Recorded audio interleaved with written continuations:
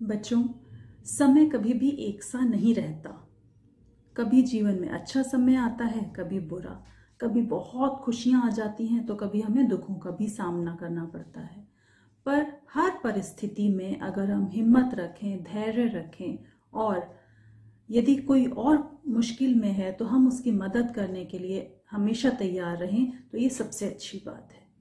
तो आज मैं चित्रा बंसल, आपकी हिंदी की टीचर, आपकी हिंदी की पुस्तक उल्लास का जो पाठ पढ़ाऊंगी उसमें हम यही देखेंगे कि किस तरह से दो लोग, जिनमें से एक कर्जदाता है और एक कर्जदार है, यानी कि एक व्यक्ति को मदद की जरूरत पड़ी और एक ने उसकी मदद किस तरह से की और किस तरह से उन्होंने एक दूसरे के प्रति अपने भाव व्यक्त किए, ये देखने योग्य है।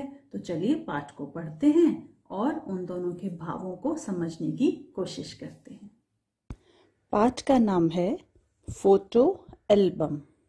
चलिए मेरे साथ साथ बोल बोल कर पढ़िए।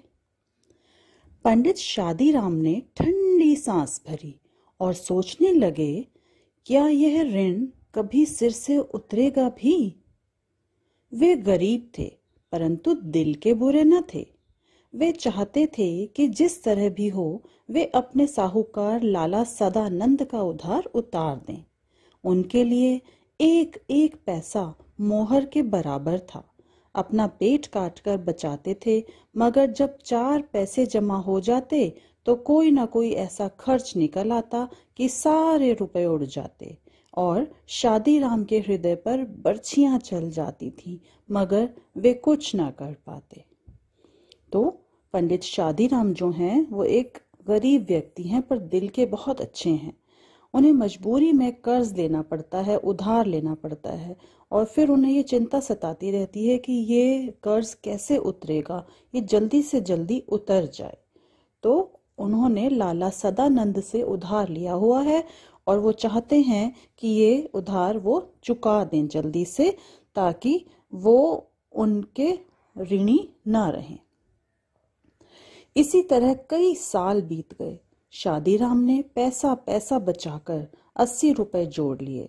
उन्हें लाला सदानंद के 500 रुपए देने थे। इस 80 रुपए की रकम से ऋण उतारने का दिन आता प्रतीत हुआ, परंतु भाग्य को कुछ और ही मंजूर था। उनका लड़का लगातार 4 महीने बीमार रहा और पैसा पैसा करके बचाए हुए रुपए दवा दारू में उड़ गए, यानी कि उसके इलाज में खर्च होते गए। बच्चों, आज आपको ऐसा लग रहा होगा कि 80 रुपए तो बहुत थोड़ी सी कीमत है, रकम है, पर एक समय था जब एक एक रुपए की बहुत कीमत होती थी।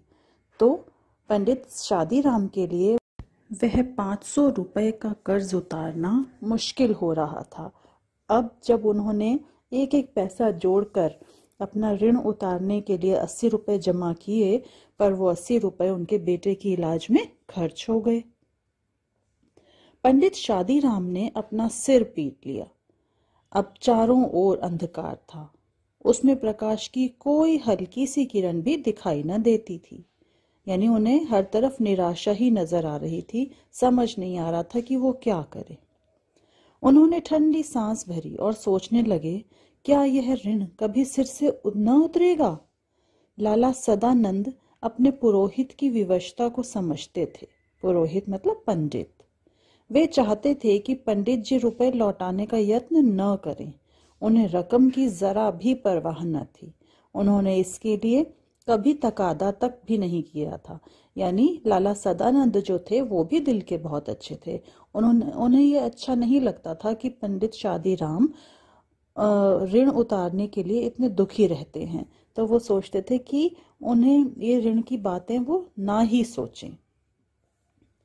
उन्होंने इसके लिए कभी तकादा तक नहीं किया, मतलब इन्होंने कभी पंडित शादीराम को कर्ज के लिए याद नहीं दिलाया, कभी उन्हें कुछ कहा नहीं।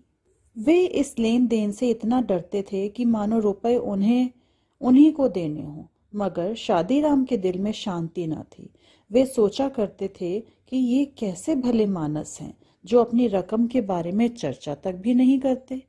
खैर, अगर ये कुछ नहीं कहते तो इसका तात्पर्य यह थोड़े ही है कि मैं भी निश्चिंत हो जाऊं। पैसे मेरी तरफ निकलते हैं तो मुझे देने ही चाहिए। तो देखिए, दोनों ही इंसान जो हैं वो दिल के कितने भले हैं। एक को कर्ज उतारने की चिंता है और दूसरे को ये चिंता है कि जो कर्जदार है वह कर्ज को लेकर चिंतित ना रहे। उनमें लाला सदानंद के सामने सिर उठाने तक का साहस न था।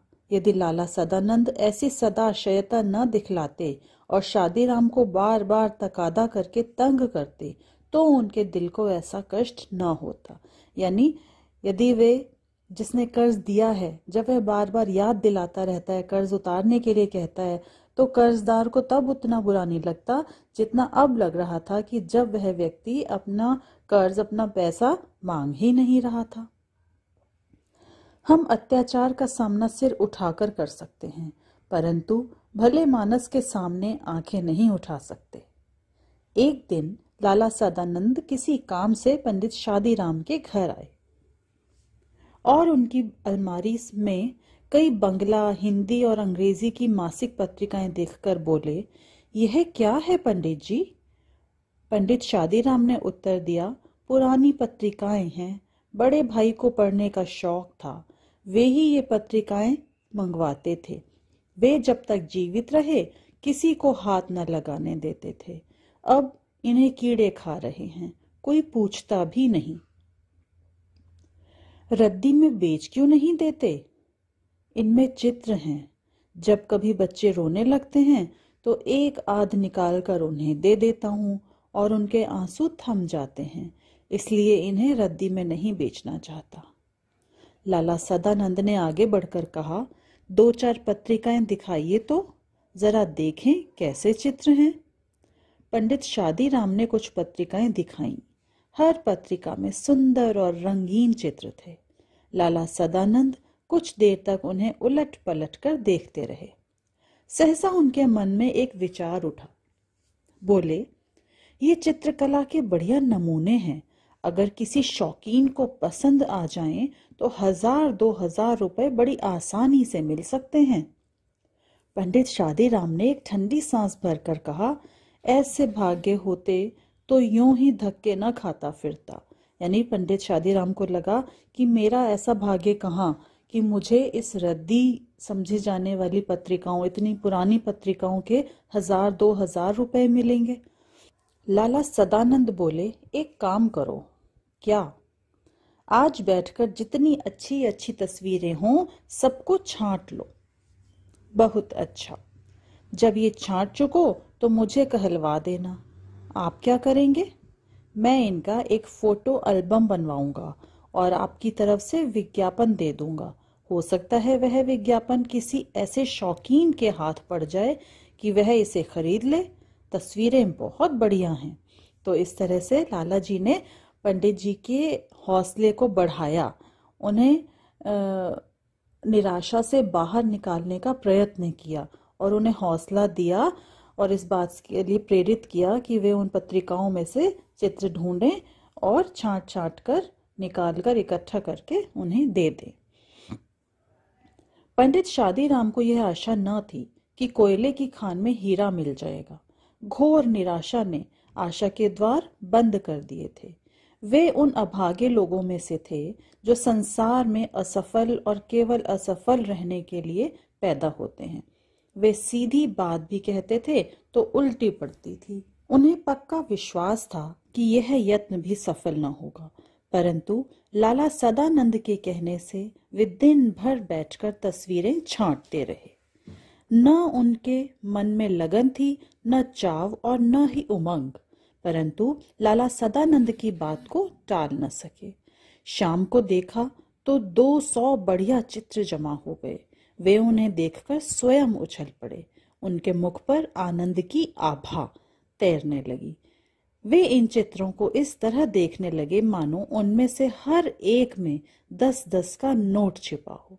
यानी पंडित जी को वो चित्र इकट्ठे करने के बाद, छांटने के बाद जो 200 अच्छे चित्र मिले, उन्हें देखकर उन्हें खुद भी प्रसन्नता हो रही थी। वो बहुत ही सुंदर चित्र थे और उन्हें प्रसन्नता इसलिए भी हो रही थी कि उन्हें पैसों की बहुत ज्यादा जरूरत थी और उन्हें ऐसा लग रहा था जैसे हर चित्र से उन्हें पैसे मिलने वाले हैं।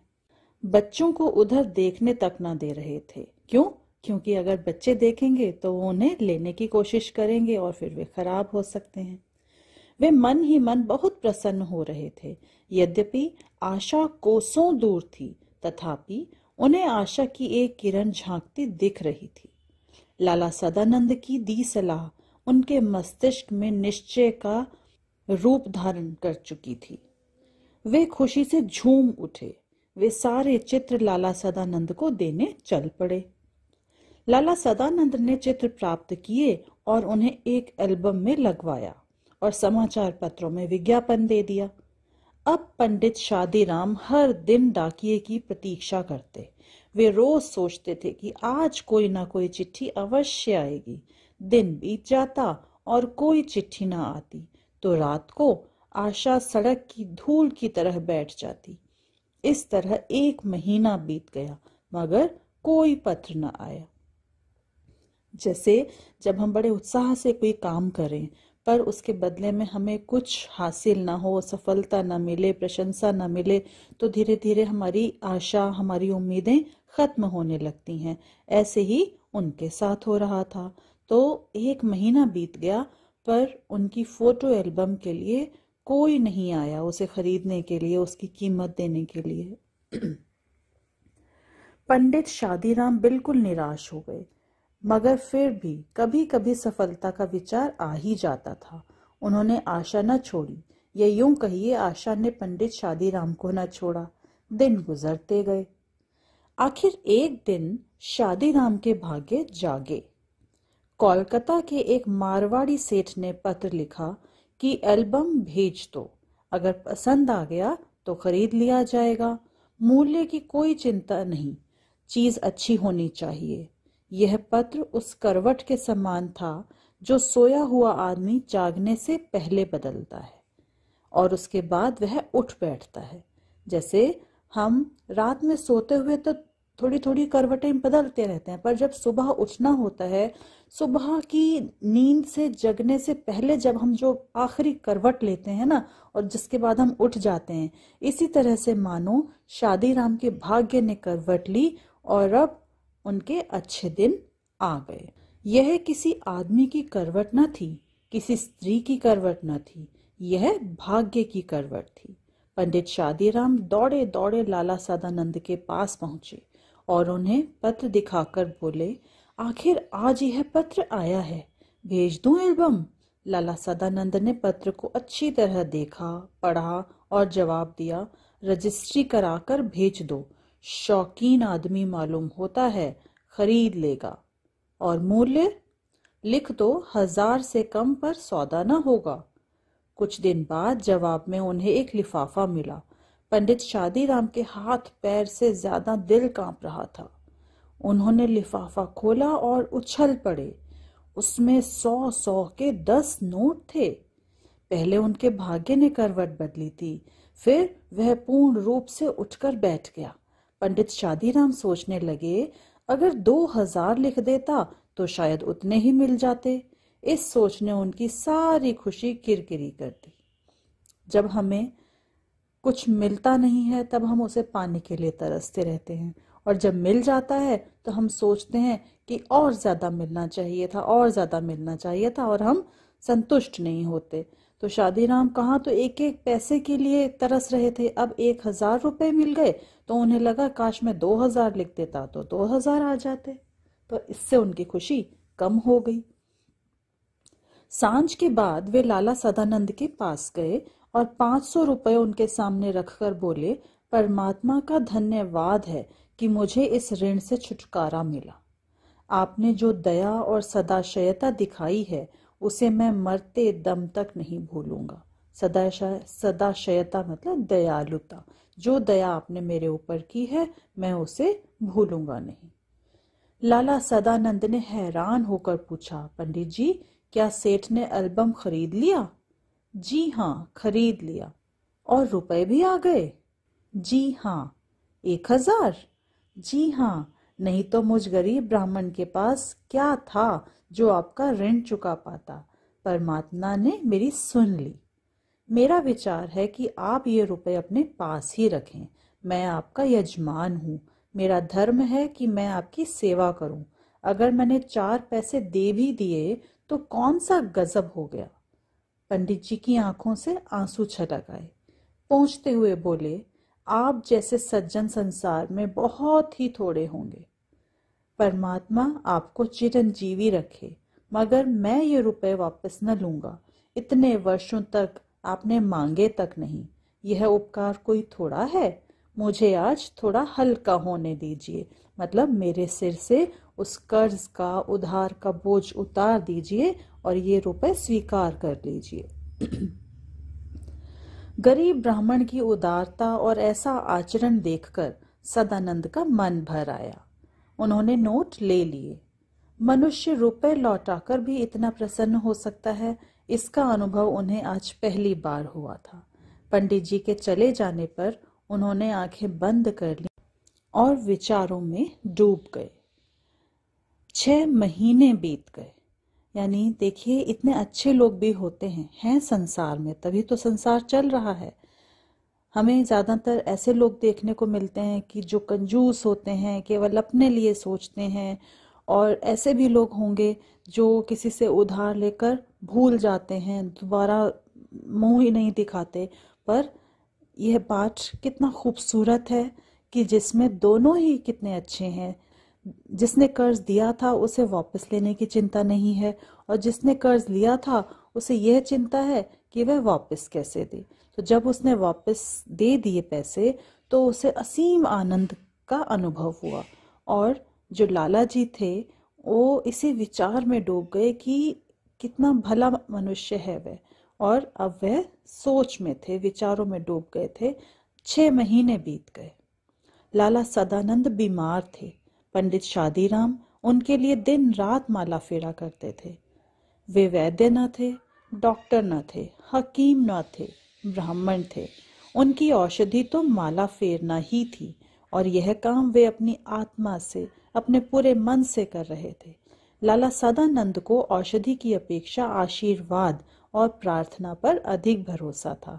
सोचते थे दवा से दुआ भली, यानी दवाइयाँ उतना असर नहीं करती जितना दुआएं करती हैं, ऐसा सदानंद जी का मानना था। और वो थे भी इतने अच्छे इंसान, तो क्यों उनके लिए कोई दुआ ना करे। एक दिन लाला सदानंद चारपाई पर लेटे थे। उनके पास बैठी उनकी बूढ़ी माँ उनके दुर्बल और पीले मुंह को देख देख कर अपनी आंखों के आंसू अंदर ही अंदर पी रही थी। थोड़ी ही दूरी पर एक कोने में उनकी पत्नी घूंघट निकाले खड़ी थी। पास पड़ी चौकी पर बैठे पंडित शादीराम गीता का पाठ कर रहे थे। एकाएक लाला सदानंद बेसुध हो गए। पंडित जी ने गीता का पाठ करना रोक दिया और वे उनके सिरहाने आकर बैठ गए। पत्नी गर्म दूध लेने के लिए दौड़ी चली गई और माँ घबराकर बेटे को आवाजें लगाने लगी। इसी समय पंडित जी को लाला जी के सिरहाने के नीचे कोई चीज चुभती हुई जान पड़ी।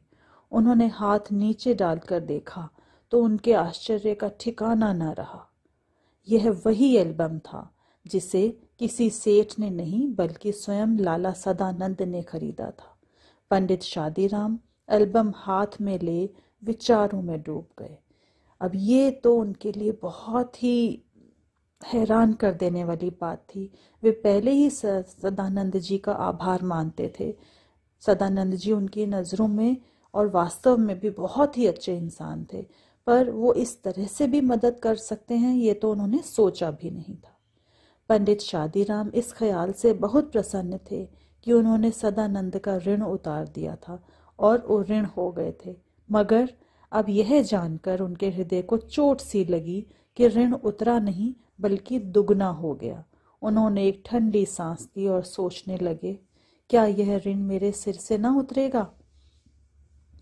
कुछ देर बाद जब लाला सदानंद को होश आया तो उन्होंने पंडित जी से एल्बम ले लिया और धीरे से बोले, यह एल्बम मैंने सेठ जी से मंगवा लिया था। वे नहीं चाहते थे कि पंडित जी इस सच को जानकर दुखी हों, तो इसीलिए उन्होंने ये झूठ बोला। पंडित जी जानते थे कि यजमान झूठ बोल रहे हैं, परंतु अब वे उन्हें पहले से भी अधिक सज्जन, अधिक उपकारी और ऊंचा समझने लगे। वे यह न कह सके कि आप झूठ बोल रहे हैं। उनमें यह हिम्मत न थी। वे चुपचाप माला फेरते रहे, यानी लाला जी के लिए, उनकी लंबी उम्र के लिए, उनके स्वास्थ्य के लिए प्रार्थना करते रहे, क्योंकि शायद उनके पास और कुछ नहीं था, किंतु दुआएं थी, आशीर्वाद थे, प्रार्थनाएं थी जो वे लाला जी को दे सकते थे। तो बच्चों, क्या सीखा हमने कि किसी को भी कभी भी किसी की जरूरत पड़ सकती है। तो किसी की लाचारी का, किसी की मजबूरी का गलत फायदा नहीं उठाना चाहिए, बल्कि आवश्यकता के समय सबकी मदद करने की कोशिश करनी चाहिए। यही सच्ची इंसानियत है।